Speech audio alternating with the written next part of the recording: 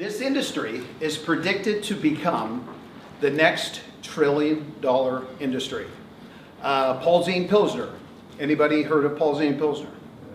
Okay, wrote a book, The Next Trillion, predicting that health and wellness coupled with e-commerce marketing, direct sales, network marketing is the next trillion-dollar industry.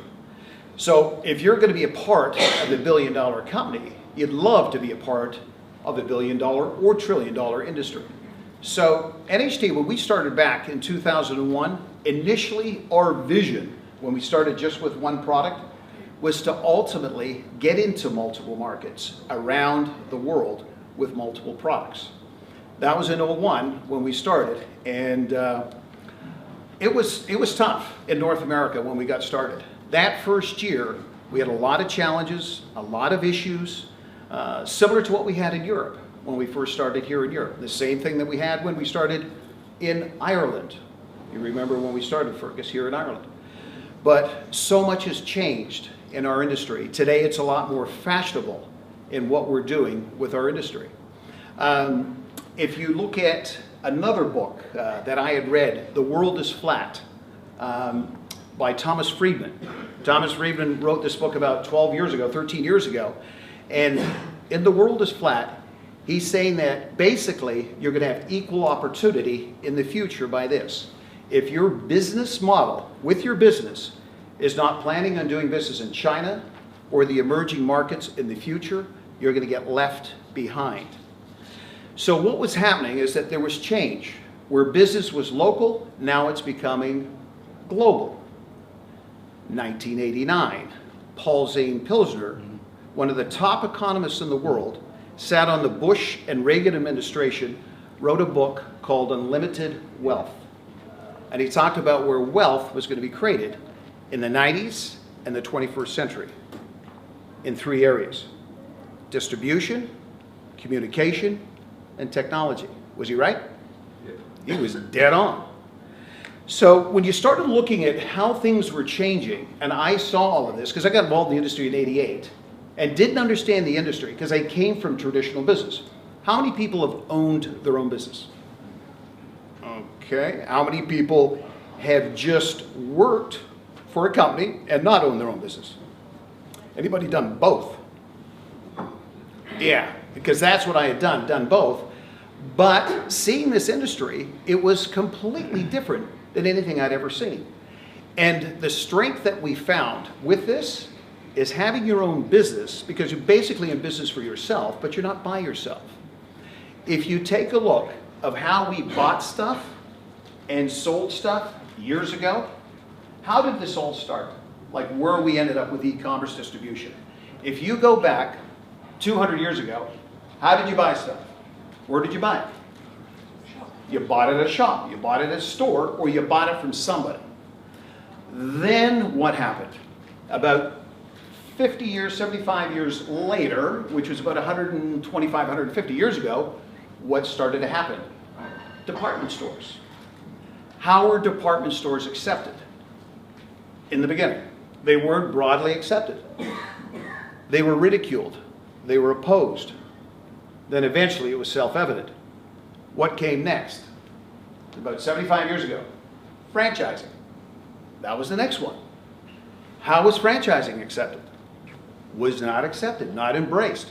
It was one vote from Congress in the United States deemed illegal. So what's franchising doing today? It's one of the greatest means of distribution. But they're saying this industry will eclipse franchising within the next 10 years. It's virtual franchising. And I'll share with you one of the reasons and the dynamics why. So if you go back to the department store industry and where that ended up, what's the #1 department store in the world? Walmart. Walmart. What's the #1 franchise in the world? McDonald's. McDonald's. Do they have Nobel Prize winning products at McDonald's? If you work at McDonald's, do you make a lot of money? It's the same thing at Walmart. But what are they doing? They're getting their products to the masses. If you want to dine with the classes, get to the masses. They started to do it with department stores. It evolved into franchising. What have we got today? What has been the biggest movement in the last 12 to 15 years in terms of distribution, moving stuff? E-commerce. Last year it was 18%. Not growing, not a wave, a tsunami. How is Alibaba doing? How is Amazon doing? There's no end in sight. So what's happened, and here's another book. Think of these, I just read this stuff and it all starts to make sense. The book Abundance by Peter Diamandis. In his book, he said, a farmer in Kenya today has got access to more information than the President of the United States did 25 years ago. Is that crazy? The world is flat. You know, what Friedman was talking about in his book? So that means an equal playing field. And think how big this is. Equal playing field for the people in the emerging markets. Now gender equality. Remember, I was just talking about what women are making in our industry. 82% of the millionaires and six-figure income earners in North America are doing it in this industry. All of this stuff starts coming together. Now, I've been involved in the industry since '88. So from '88 to 2001, it was kind of localized. And if you wanted to go global, you had to get on a plane. And if you wanted to have... When I got started in the industry in '88, '89, '90, and '91, if you got business outside of your area code, it was like 2001 Odyssey. It was, unbelievable to have your business outside of your own area code. Today, part-time people in our business will be in multiple countries and markets within a year, and they haven't left their town because of e-commerce distribution as the funnel, as the model to deliver. So this is what we started to see with this industry and how this industry was growing and exploding. And it started in '01 and '02. I did the first meeting with NHT Global, the first presentation. I hosted the first event. That was in Toronto. I hosted the first event, which was in Las Vegas. Signed up the first distributor, sold the first product. We only had one product back in 2001, Allura. You guys, we had a black and white brochure, a website that didn't work, and we had Allura. My father's a United Church, my late father, United Church minister. And I remember sharing that with my parents that one Sunday night when Mom asked, so Danny, what are you selling now? It was a brief conversation, but her response after I showed her what it was, I just basically said it was a female version of Viagra. She just says, Charles, he's going to save a lot of marriages. I thought, oh my God, I'm just getting chills saying that. But what happened is I realized what we had was a product that was going to do, and our product vision was to have products that would do the most for the least amount of money for the most amount of people, getting to the masses. And that was that initial vision that has been taken over by Chris Sharn. I'm going to talk a little bit more about that in a second in terms of our leadership and how powerful Chris has been in surrounding himself with such a great, powerful corporate team that we have with NHT. So it wasn't easy that first year in North America. We were shut down a couple of times. I don't know if you guys were aware of this, just the issues that we went through as a company. We've done nearly $2 billion in sales. We're now a Fortune, not 1,500, 100 company, as a lot of you know. Not once, twice, basically 3 years in a row. It was a mulligan, 3 years ago when we were 2, we weren't 1. That's insane, for us to have that. Our e-commerce business model that moves this stuff around the world is being taught at the finest business schools in the Far East, University of Shanghai, Beijing, and Guangzhou. And they're teaching this e-commerce business model. So when I'm sharing this with you as leaders, as people, as distributors, and for guests for the first time, how big this is. This is big because where we're going is basically 7 billion people that you can take the product to. That's a big customer base, isn't it? Potential. What's even bigger is that you'll be able to sign up 7 billion people and have them as a part of your team. Think about this. How hungry is that person in Nigeria going to be? How hungry is that Kenyan farmer who's never had an opportunity. That guy in New Delhi, or the people that are in Peru. We had a gal, when we launched Peru in South America just last year, she came from a village, and we've got e-commerce as our distribution model. Her name is Concepcion, and in 30 days, she hit rank 5. She came from, and for guests, that is the halfway up our compensation plan, our international recognition program. And I can say this, from a compliance standpoint, our highest position, which is rank 9, that's Global Ambassador, to qualify for that position, you're basically earning $1 million a year. This young lady, she hit that position, rank 5, which is halfway there in 30 days. She came from a village with no running water and no electricity. Unbelievable. So the point with that is that they're so hungry in these markets for an opportunity. They want a shot. So I know some of the toughest times I've had in sponsoring a building business is in the mature markets, like in Toronto or in New York or in Los Angeles. You know, they're too cool. But when you get into these other markets where they're very, very hungry, it is powerful. And you're changing people's lives with these products. In a lot of cases, we're saving people's lives. And we can say that. It's happened to me. By the way, I've got a STEM Renew testimonial. Do you guys want to hear it? Yes. Yes. Yes, Fergus is going to like this one. You don't know this one, Fergus. So when I first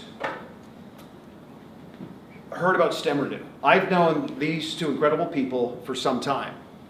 I got to know them, I heard about their product, and I was a part of it happening, them coming here. Fergus, I know you were part of that too. But what blew me away, I mean, the integrity of these two was impeccable, but it was the stories, the testimonials of the people. It just blew me away.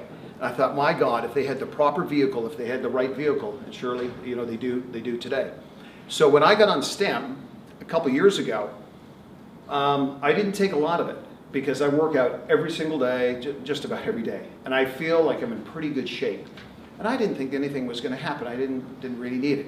Well, I didn't realize it. I talked to Doc knows about this. We're on the phone. I had trigger finger, just a little thing. Has anybody heard of trigger finger? It's the weirdest. It is the weirdest thing, especially when you get it. Your finger gets stuck. Like it'll just get down here, and you've got to literally do this. I said, Doc, what is it? He said, age. Come on. I didn't want to hear this. So anyways, that was a couple of years ago. Anyways, it's gone. My finger, all my fingers, I can do whatever I want with it. Test me, yeah. So I can do anything I want with all those fingers. So I had that, and then I had an issue with my back, and that has gone. I've only had one blip on the back in 2 years, and I was having it. It's because I played so many sports, Canadian, hockey player, blah, blah, and played football. I did everything, and I continued doing everything, you know. It just kept on going. But I didn't know what I had wrong with me until I took the products. So the back issues went away. And I could play golf because I couldn't when the back was out. So the latest one was a torn rotator cuff. I know you know about this. So I had anybody know someone who's had a torn rotator cuff? Yeah. So I talked to Doc, and he said, stem cell therapy and bump the stem. Okay, STEM Renew. Because my surgeons back in Canada said, hey, you got to go get surgery. And I said, what about stem cell therapy? He couldn't spell it. So I said, I'm not talking to him. So I talked more to Doc, and he said the best science and all of that is down in the United States. And I have a home in South Florida in the winter, and that's where I go. Anyways, got it done, and bumped the stem, doubled the stem, which is another thing which leads me to the fourth thing that happened, which you talked about. And you don't know about this, by the way. It's pretty cool. So anyways, if you talk to a guy, an athlete that has had shoulder surgery, they go through hell, excuse my English. It's horrible. The recovery, 90 days in a sling. 3 of my buddies, 90 days in a lazy boy chair, couldn't sleep with their spouse. They said that was all right. It's for 3 months. It was because they couldn't move. It was ridiculous. I literally, it was like going to the dentist. I mean, I walked in, walked out. I was feeling better immediately, but I doubled everything on the stem. And I wanted to be golfing by the Masters. That was within 2 months. My surgery was on the February 5th, and I was literally in the driving range within a couple weeks. I was in the gym in less than a week. It was incredible. I couldn't believe it. The last one, which you talked about earlier, was sleeping. I'm a fairly high energy guy, and this road trip, it was important that I get my rest and get my sleep. So 3 nights ago, I taken my regular dosage, something happened. And I've never done this in my 30 years traveling. I slept through 2 alarms. Like I was supposed to get up at 7:30, I woke up at 11. This is in Sweden. It was insane how good I felt. It wasn't fair. I felt that good. I thought, well, this is going to change. That was just a fluke. The following night, which was 2 nights ago, I had the alarm for 7:30, do all my work and everything else. I got up at 11:45, nearly noon. I was up at the crack of noon. So I now have another issue. How do I wake up? Anyways, we've resolved that, so that's not a problem. But it really is a remarkable, remarkable product. So, gang, when you look at these incredible companies that came before us, from the Walmarts to the franchises, all of it, all of these companies that had products that weren't like this. But you get a vehicle like this in this industry that can hit the entire world through virtual franchising. Now that's another thing. You get a McDonald's franchise, what is it going to cost you? Class A, A1 franchise in the United States is several $100,000. Level playing field, every person has a shot here. They can start their own virtual franchise for $200 to $300 to $400 if they wanted to. As a lot of you know, we recommend the Platinum package. It's our superior, it's the highest package that we have. But still, that's, a couple of $1,000s. It's still refundable. So the industry that we have is limitless and endless. It's powerful. The industry with what we have, and then to have this company, to have these kinds of products, gang, this is why I'm pretty excited. So if you feel a little bit frustrated in your own little town because you've got, and I say own little town, I say that respectfully, in my city back in Toronto, or back in Miami in my winter home, if I have people that don't see it the way I see it, or they don't get registered, they just don't get involved, that's okay. There's a lot more people out there that will see it. So, gang, understand the power of this industry. Number 2 is our company. That's the next one that we're going to go to here. I think for a lot of you, and I've covered a lot of this, in terms of record setting, our numbers are crazy.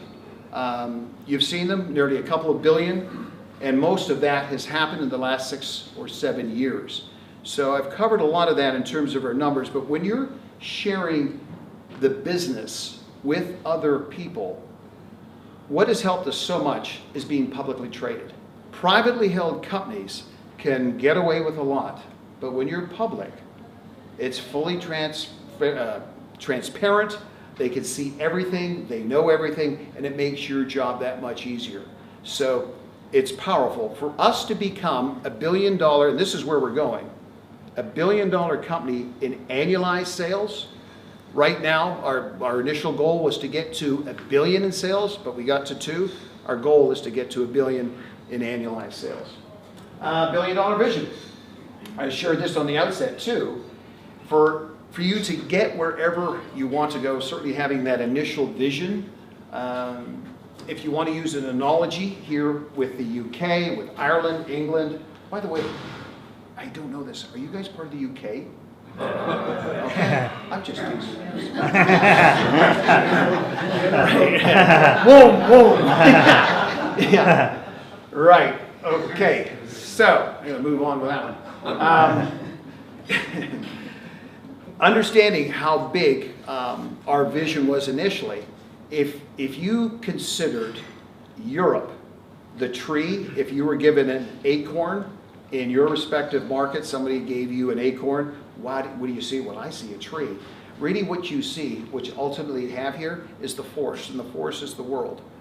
Because I can promise you, in 5 years, part-time, full-time, doing this business, 90% of your business, if you never left your country, will be coming from outside of your country. I know Joe Garcia. A lot of you know Joe. For new people here, that's my business partner. He woke up one morning and he shared it with his wife, Margaret. He said, Margaret, do you know that we make more money, we do, when I'm asleep. We make more money when we're asleep than when we're awake. She just paused and she says, go back and sleep. That's a true story. Huge vision here. $1 billion business model. And our business model is that. To become this multi-billion dollar company, you need to have that model to do it. McDonald's success is not the compensation, what they pay their people. It's not the products, the performance of their products. It's their business model. It's the same thing with Walmart. It's their marketing, and that's pretty important. $1 billion products. I'm going to cut right to this. This is good for you to share with people that you're introducing the business to. When we started to graduate into other products, you don't do $2 billion by accident. This was all done by design. But when we started with a flagship product, and our first 2 products that we had, Allura, female version of Viagra, completely natural, no side effects, no prescription, no drug, wonderful product. Topical product. Skindulgence, topical product. So when you go into other countries and other markets, you don't have to, it doesn't take as long to get approvals and registrations because they're topical products. Products that you ingest take a lot longer. Sometimes it takes years. So what we did in leading with flagship products, those 2 products that no one had, we felt they would have, and everybody could afford, we were able to get into other markets quickly. When we did that with the flagship, got the approvals, got the registration, developed the relationship with those respective governing bodies and countries, we start to bring in the fleet of other products.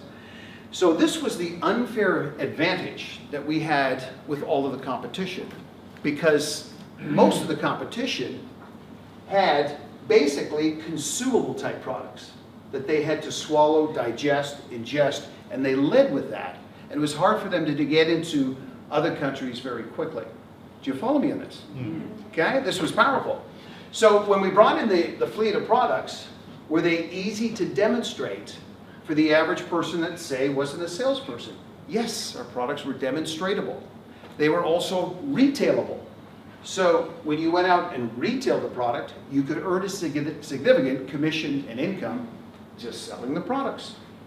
Also, in terms of the consumability, that is the core foundation of our products in your business. Long term, having repeat, reorder business. And for guests that are here tonight, that example that I shared with you, people are going to take the products for the rest of their lives. So one-time sale, lifetime income in the consumability. But stronger than that, when you have impact consumable products. So a consumable product would be like toothpaste, milk, Kellogg's Corn Flakes, etc., etc., etc. There's so many types of products that are consumable, but if, say, your child or yourself stop using the product, you can easily go to another product. Most of ours that we have, if you stop taking STEM, what happens? It'll impact your life in a negative way. If you continue taking it, it impacts your life in a positive way. So most of our products are impact consumable type products. That is the strength of that long term. So in terms of mix, a lot of people, when they first look at our business and they look at the products, and most companies that are out there do not have this lineup, especially STEM or new, and they don't have Doc and Tina, right? No. Now, another round of applause for Doc and Tina. Okay, next one, new products. How cool is introducing new products? Well, take a look at McDonald's again. There's a couple of analogies on this, and I've really had to keep this shorter and to the point on this, but McDonald's, when they introduced, now think about this from a business standpoint. Say you have a distributor and a customer base of several hundred people or several thousand people over a few years that are ordering their products over and over. What happens when they introduce new products? I'll give an example. McDonald's, when they introduced McChicken and McPizza, you know the first 30 days when they introduced those two products? They became the largest distributor of chicken and pizza in North America, outselling all of the competition combined. So when you have that distribution base of customers, say you're part-time, and you did this business, guests that are here that are part-time, and you build this business over the next 2 to 3 years, and you've got several hundred satisfied customers, happy, satisfied customers, and you drop in another product, what happens to your business? 30 years ago, 31 years ago, a year before I got involved in this industry, I didn't know what Amway was. I just thought it was a cult. I thought it was illegal. I thought crazy people, that's all. And I'm talking to this guy at a social. I was a bachelor at the time, I'll never forget it. And I'm talking to this guy, and I didn't know he was in the company. Somebody told me what it was later, because he said this to me. He was one of the first millionaires I ever met, because they said, you got to talk to this guy. So having the conversation with the guy, he's making $1 million a year. He was earning a 7-figure income 30 years ago. And I was broke then too. Anyway, I really was. It's crazy. And people ask, you know, my wife, like, what did you see in him? You know, because I was living with his parents, he's on government assistance, and blah, blah, blah. Anyways, I'm sitting there talking to this guy. And we were talking about our business, because I was in the corporate world at that time, in the fashion business. And we're sort of comparing notes, and I didn't really understand what he was doing. But he said what he was most excited about was this new product they introduced. I said, what is it? He said, toilet paper. I said, why are you so excited about that? He said, my income went up over $10,000 a month when they introduced toilet paper. Think about this. In layman's terms, if you've got 2 fish bowls, you got 10 fish in this fish bowl, you got 10,000 fish in that fish bowl. You're getting paid on the fish food when it starts being dropped in. Which fish bowl do you want? Over time, you've got incredible products. You have incredible corporate leadership. You've got great leadership here in this room. Over time, not overnight, but over time, build this customer base, build this distributor base. We are going to continue to introduce new products. Watch what happens to your business. So, it's an important part of the cog of us and the pillar of our business. And when you look at McDonald's and you look at Walmart, and I use this as an example because everyone can relate to it, is that it fit a demographic. They weren't superior products, but it fit that demographic, that family, the masses, etc., etc. How do we get paid? Our compensation plan, and this is important for people that looking at this, understanding your business, it basically does 3 things. Number 1, it's helping the brand new part-time person who wants to earn an extra few $100s or maybe $1,000 a month part-time. How many people know someone who could use an extra $1,000 a month? Is there anybody? Okay. Does anybody know someone who could use an extra $10,000 a month? Who's not going to raise their hand no matter what I say? Is there? So compensation is doing 1. Retailing the product, selling the product, and you're just sharing it. You're really not selling it. You share it. Let the product sell itself. It's the best way. Number 2, person that's transferring. They're transitioning from part-time to maybe full-time. We have the business model built in that with a compensation plan to help people do that. And are we talking about that tonight, some of the things that we're introducing that we did in Sweden? No. No? I guess very soon then, right? Well, we'll just be with Got the information and Got it. Okay, you're going to love it. So, going from part-time to full-time, and then for someone who is going full-time, do they have a career opportunity? I'm going to share with you some of the incentives and promotions and bonuses that we have with that. But here's what's key. In the compensation, remember this business knows no distance, right? E-commerce, it knows no distance. So if you register somebody in Dublin, who knows somebody in Belfast, who knows somebody in Moscow, who knows somebody in Hong Kong, who knows somebody in Toronto, who knows somebody in Miami, that's about 6, 7 people. In every other compensation plan, basically in the industry, and there's 3 of them, besides ours, for new people, some of the veterans that we've got, there's basically 4 plans, what they call a breakaway plan, a matrix plan, and a unilevel plan. What they do is they pay in levels and generations. So after you go down 6, 7 levels or generations, it stops.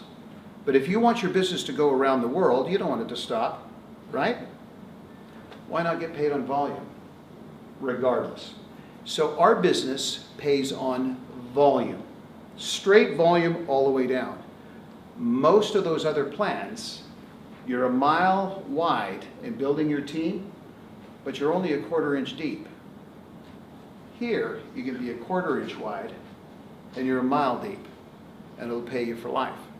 So remember the long term and how this goes.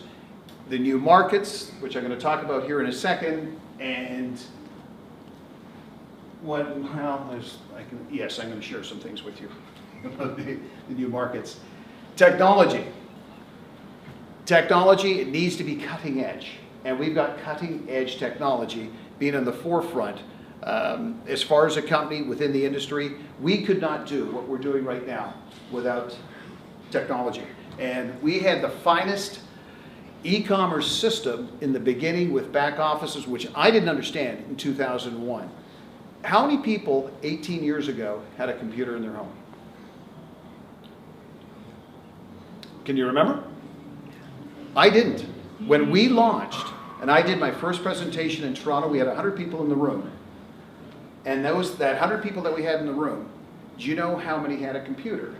And these were direct sales giants that we brought in to start the business with NHT. Less than 10. A year later, it was 30%. So it was less than 10%, went to 30%. So we were cutting edge at that time in terms of technology having a back office. But what a change. You know, when you take a look at Bill Gates' book, The Road Ahead, in 1994, he predicted that everyone would have a computer in their home in the 21st century. Steve Jobs took it a step further with what? The iPhone. So from the computer to the home, to the phone, to your purse, and your pocket, people can buy and sell. And the younger people today know that better than any of us. So we're on top of the technology, in the global system, which we covered earlier. New markets. Powerful. We just opened Malaysia. We are now opening up Vietnam. We're in the throes of looking at possibly, and it's going to happen, India, 1.4 billion people. It's going to happen, it's just a matter of time. Africa, 1.4 billion people there, just a matter of time. How hungry are those people going to be there for an opportunity? So these new markets is where we're going ultimately long term. Incentives and promotions. Huge. A survey was done 2 years ago in Europe and in North America, and they got a wish list of the families and the couples in Europe and in North America, and what did they wish for? What were some of the dreams that they had? What was on their wish list? And the first thing that they had was what? What did families ultimately want to have?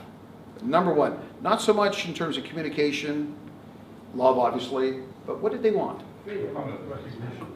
Correct. They wanted the time, freedom. They wanted to be together, have time together. Second one was financial independence, financial freedom. Third, the dream vacation, being able to go away. Dream home, dream education, and dream car.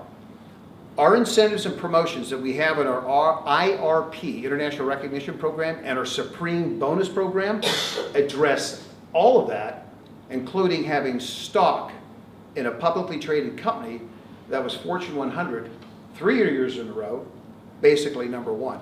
So incentives and promotions, marketing and innovation. Anyone heard of Peter Drucker? Anybody heard of Peter? Recognized in the last century as probably the foremost leading philosopher, business thinker philosopher in the United States. Said the key to business long-term was marketing and innovation. Remember we talked about marketing at McDonald's and Walmart, but innovation, adapt and adjust to change. So we as a company will always be prepared to adapt and adjust to markets. You know, Antonella, we're discussing this all the time, different incentives, different promotions, what we can do. So this is a progressive company and a progressive business with a progressive opportunity. Leadership. Between Joe and I, this is my buddy Joe. Joe Garcia, anybody know Joe? Yep. That's me over there. Yeah. So between the two of us, we've got over 50 years experience in the field full time. This is all we do. I feel the leadership that we have in the field is the best. And then I'm talking about the leadership that we've got here, that we have in the rest of, not yet in England, right? Are they ever left behind here, aren't they? They are behind you guys. And the Scots are too. Absolutely. Yes, they are. Yeah. We've got tremendous leadership around the world, but the leadership that we have in corporate, I feel is some of the finest that we have in the industry. And it is incredibly critical, long-term, that you have the integrity and the credibility. But us as a publicly traded company, you are safeguarded by that as a distributor. As you're bringing new people into the business, talking to people about the business, you're protected through that. But the integrity that we have at the top of the ship with Chris Sharn and that inner circle is incredible.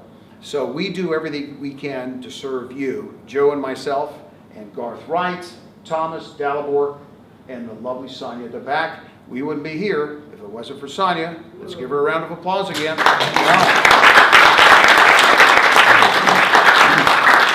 She's such a perfectionist. As soon as I saw her, she says, Don, we should have had more people. We should have had more people. Yeah, and I get that. I'm the same way. Potential. What is the potential? Gang, where's our home office? Where's the head office? California. California, Los Angeles.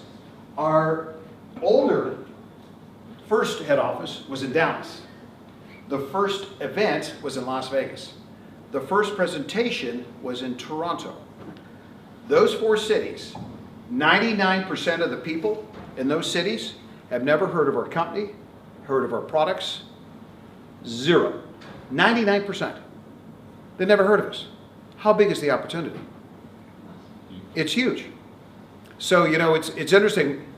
My late father, who's a pastor, United Church minister, he'd always said, you know, when I talked to him when I was a young boy, I'd say, Dad, you know, why, you know, this world is messed up sometimes. And he said, you know, his mentor and his son JC, when they put this big old place together, he said he, you know, felt they did a pretty good job, but they're still working on some stuff.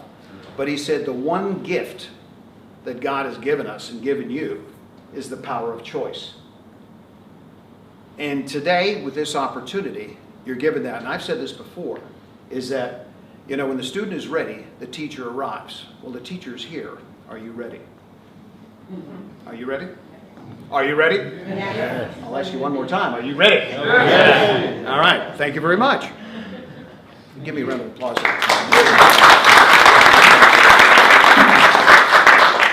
I've abbreviated this presentation. The last one we did this with our group was in Sweden, Gothenburg, 3 days ago. It was on Saturday, and it went from 10 until 5.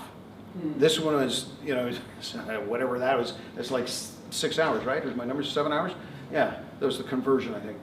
So it's 7 hours, and we, you know, wanted to do it in 2 here. So I've had to kind of rip through this, but I want to leave you with this in terms of what you do with brand new people, because there's a number of guests here. Guests, remember this, and I think I'm looking at some guests here. There's some really nice looking guests that we've got here, a great looking group. We really do. We've got a great looking group here. Is when I got started 30 years ago, I did not understand this business. I did not understand the industry. I had no clue what to do. But the young guy that was making that kind of money, $170,000 a month, he was only 24 years old. I didn't understand anything that day, but I understood that. And it wasn't so much the money, it was the lifestyle and it was the freedom. It was the freedom and the independence to get up when you want, do what you want, not owned anymore. And I went through that in corporate where I had to work 7 days a week, you know, getting up when it was dark, getting home when it was dark. When I owned my own business, it owned me. I wanted that freedom. So when I saw this industry, I saw that's what I wanted. I believed two things. One, that there was an opportunity. Number two, I believed I could do it. And I just knew I was going to figure it out. The critical, I'm going to just share a few simple things here with you. Getting started, which I did, because I had a successful start. It said, Dan, first of all, you need desire. Write it down. Desire is critical. You can't do this unless you want it. Number two, you will have to go to work, but you won't have to work for 45 years. He said to me, my mentor, Jeff Roberti, back years ago, he said, do what you have to. For just a few years, you'll be in a position to do what you want for the rest of your life. So I paid a price for a number of years, and it worked out. There's a gentleman here that knew me way back then, Joe. Joe just came up to me at the break and hasn't seen me since those early days. And I think we were in Las Vegas, I guess. That was my first one, but I was also In in Tampa, I was also in Memphis, but you may have been left Tennessee. Yeah, but it was in 1992, I think, Yes. that you and I saw each other. And you talked about Jeff Roberti, who was the guy that taught me the basics of the business. And I've never forgotten that. So it was that willingness to work.